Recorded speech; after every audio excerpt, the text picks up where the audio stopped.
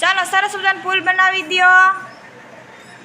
અદબ આજે શું ભણવાનું છે? Very good. કુટુંબ એટલે લોકો સાથે રહે, એકબીજાને મદદ કરે, સંભાળ રાખે. કુટુંબ મોટું હોય અને કુટુંબ નાનું પણ હોય. મોટું કુટુંબ હોય એમાં સભ્યો જાજા હોય ને જાજા.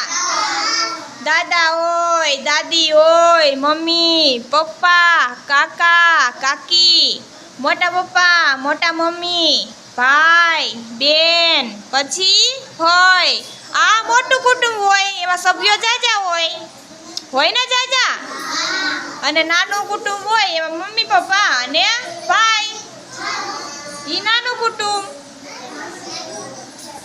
એમાં સભ્યો ઓછા હોય અને મોટું કુટુંબ હોય એમાં સભ્યો જાજા હોય. સરસ, વેરી ગુડ.